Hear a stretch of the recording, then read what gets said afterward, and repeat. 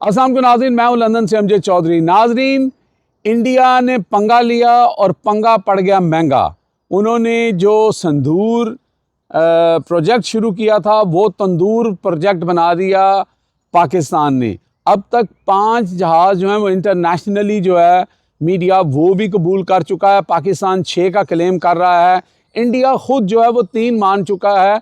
और जो वीडियो इस वक्त सरफस कर रही हैं पूरे सोशल मीडिया के ऊपर, जहाँ पे उनके लोग जो हैं वो डेब्रीज दिखा रहे हैं, ज़ख्मी पायलट दिखा रहे हैं, वो सारा कुछ जो है वो लोगों के सामने और आपके सामने है।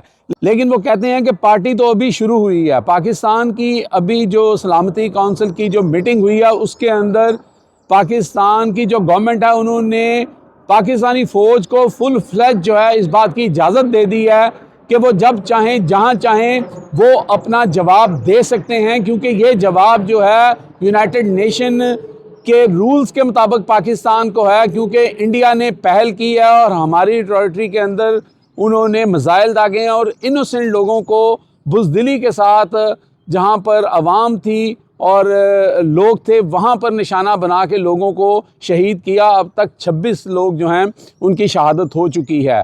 दूसरी तरफ इंडिया का इलाका जो बठिंडा है वहाँ पे जो जहाज़ गिरा था जिसके बारे में बताया जा रहा है कि वो राफेल है, वहाँ पर जब लोग पहुँचे तो उसके बाद जहाज़ के अंदर एक धमाका हुआ जिससे 2 लोग वहाँ पर मारे गए और एक शदीद ज़ख्मी है। तो ये इतला भी जो है वो सोशल मीडिया पर चल रही है।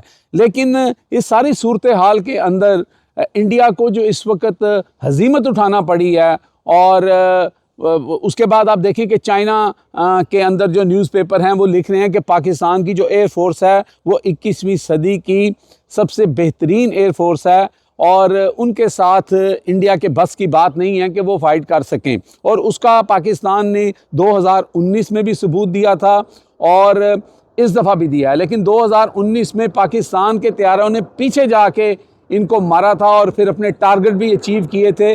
अभी हमने घर से बैठ के इनकी दुर्गत बनाई है। अब बारी है पाकिस्तान के रिटेलिएट करने की।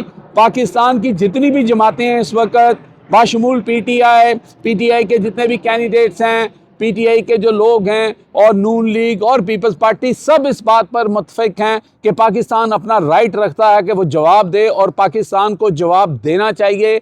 अंदर जाके इनको मारना चाहिए। इन्होंने जो हरकत की है, अगर इन्होंने वहाँ से किया तो हमें भी स्ट्राइक करनी चाहिए। और कुछ लोग तो कह रहे हैं कि उनकी जो आबादी है या मंदिर हैं उनके ऊपर किया जाए। मैं इस बात से इत्तफाक नहीं करता, लेकिन ज़्यादातर जो चीज़ है वो सामने ये आई है, क्योंकि बुज़दिल दुश्मन हो तो जो आप हैं, अगर आपके अंदर दलेरी है तो आप दलेरी से लड़ेंगे, आप इनकी आर्मी से लड़ेंगे, आप इनका जो आर्मी इंफ्रास्ट्रक्चर है उसके ख़िलाफ़ आप स्ट्राइक करेंगे। और बहुत ज़्यादा ये चांसेस हैं, मैं आज आपको बता रहा हूँ कि इन्होंने हमारे एक डैम को भी नुकसान पहुँचाया है और बहुत कवी चांसेस इसके हैं कि पाकिस्तान, ख़ास तौर पे इन्होंने अभी जो चनाब के ऊपर पानी की बंदिश की है, पाकिस्तान के पास पूरा राइट है कि उनके वहाँ के डैम्स को तबाह कर दे। और वो कहते हैं ना कि सांप भी मर जाएगा और लाठी भी नहीं टूटेगी। हमें वैसे भी इनको डैम्स को डैमेज करना है, ठीक है, उसकी रिटेलिएशन देखेंगे कि फिर भारत क्या करता है। लेकिन अब जब भारत पाकिस्तान की तरफ अपने जो विमान कहते हैं जहाज़ों को वो उड़ाएगा तो उनकी टांगें ज़रूर कांप रही होंगी।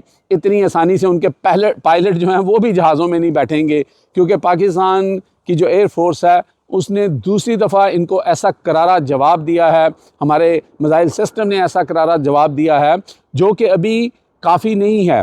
और अब आ जाते हैं थोड़ी सियासी ख़बरों की तरफ। एक तो जो 9 मई को लेकर फ़ैसला आया है उसके ऊपर खानम हैं, उनकी बहनें हैं और दीगर लोग जो हैं वो जो है वो कह रहे हैं कि एक हमला रात को जो है वो भारत ने किया था और अब पाकिस्तान की अदालतों ने एक हमला पाकिस्तान की आवाम के ऊपर कर दिया और 9 मई को जो है उसके अंदर फ़ौजी अदालतों को जो है वो जायज़ करार दे दिया गया है। ये बड़े अनफॉर्चुनेट है, क्योंकि एक तरफ अगर आपने दुश्मन को जवाब देना है तो जो पाकिस्तान के अंदर जो फ्रीडम ऑफ स्पीच है, जो आज़ादी इज़हार राय है, उसका ख्याल रखना भी बड़ा ज़रूरी है। लेकिन ये आप याद रखें कि इस वक्त जंग का माहौल है, पूरी पाकिस्तान की कौम बाशमूल PTI जो है वो अपनी पाकिस्तानी अफवाज के पीछे खड़ी है।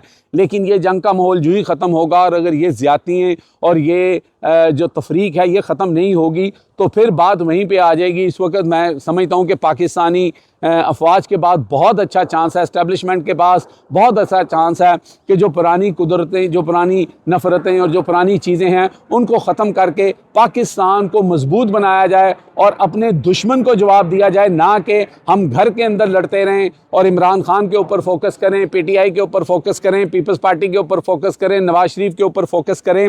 अब नवाज शरीफ से मुझे याद आता है जनाब कि मैंने स्पेशली जाके देखा कि 5 जहाज़ गिरा दिए, हमारे बंदे इतने शहीद हो गए, क्या मियाँ साहब कुछ बोले? तो अनफॉर्चुनेटली मियाँ साहब कुछ नहीं बोले। ये ट्वीट्स आप देख सकते हैं, आपके साथ ये ट्वीट आपको नज़र आ रही होगी। मियाँ साहब ने आज से 3-4 रोज़ पहले कोई फोत हुए थे सेनेटर, उनका अफसोस किया था और उससे पहले की जो ट्वीट उनकी है वो भी अप्रैल की है, वहाँ पे भी कोई शख्सियत फोत हुई थी, उनका अफसोस किया था। तो मियाँ साहब ये जो 26 लोग शहीद हुए हैं इनका भी अफसोस कर देते। मोदी का नाम तो आप नहीं लेंगे, आपकी बेटी की भी मैंने ट्वीट्स देखी है, वो भी आप साथ देख सकते हैं। उसके अंदर भी उन्होंने कहा कि पाकिस्तान की जो अफवाज है, पाकिस्तान का जो दफाई सिस्टम है, हम लोग उनको पूरा भारत को जवाब देंगे, हम अपनी हिफाजत कर सकते हैं। बल्कि भारत का नाम भी उन्होंने इस्तेमाल नहीं किया, हम अपनी हिफाजत कर सकते हैं, मुंह तोड़ जवाब दे सकते हैं। ना भारत का नाम है उसके अंदर, ना मोदी का नाम है। अच्छा, शहबाज शरीफ साहब ने इतनी हिम्मत कर ली कि उन्होंने भारत का कहा कि हम आपको सबक सिखाएंगे, हम आप को पहले भी सबक सिखाया था और भी सबक सिखाएंगे, अभी हमारी बारी है। ये उन्होंने भारत का नाम लेके कहा, लेकिन मोदी का नाम शहबाज शरीफ में नहीं लिया। पता नहीं क्या मसला है कि मोदी के साथ इनकी कौन सी ऐसी क्लोजनेस है, कौन सी ऐसी निके होंदियां दा प्यार है, मोदी का नाम बिल्कुल नहीं ले रहे हैं। ख़ास तौर पे मियाँ साहब ने तो अफसोस तक नहीं किया। और दूसरी एक अफसोसनाक इसके अंदर बात यह है, जो फुटेज चल रही है सोशल मीडिया के ऊपर, कि जो लोग शहीद हुए हैं भावलपुर में, उनके जस्दे खाकी जो हैं उनको म्यूनसिपल कॉरपोरेशन के ट्रक, वो ट्रॉली टाइप के ऊपर जो है वो जनाजगाह की तरफ लाया जा रहा था, जिसके ऊपर लोग जो हैं बड़े दुखी हैं। और उन्होंने कहा कि इनको एम्बुलेंस में ड्यू रिस्पेक्ट लाना चाहिए था, और ये बात काफ़ी हद तक लोगों की सही भी है। तो ये सारी सूरत हाल है जी, हमने आपको अपडेट कर दिया है। फुटेज से भरा पड़ा है, इंडिया के रफ़ेल भी बढ़ गए, इंडिया के मिग जेट भी बढ़ गए, इंडिया ख़ुद भी बढ़ गया, और जो उन्होंने सिंदूर प्रोजेक्ट शुरू किया था वो तंदूर प्रोजेक्ट बन गया। बल्कि सही कुछ लोग तो वो कह रहे थे थोड़ी मायूब बात है, लेकिन बाज़ लोग जो हैं वो बड़ी अजीब बात कर रहे हैं, कोई सुहागरात को लेकर इस तरह की चीज़ें और बयान कर रहे हैं, और इस तरह की वो जो उन्होंने सिंदूर का जिक्र किया था। तो बहरहाल ये जो सोशल मीडिया पे जंग जारी है, लेकिन पाकिस्तान ने एक दफ़ा ऐसा जवाब दिया है मोदी एंड कंपनी को कि अब मोदी साहब को एक दफ़ा नहीं 1000 दफ़ा सोचना पड़ेगा पाकिस्तान पर हमला करते वक्त। अब तक के लिए इतने ही। देखते रहे मेरा channel hit list by Amjad Chaudhary.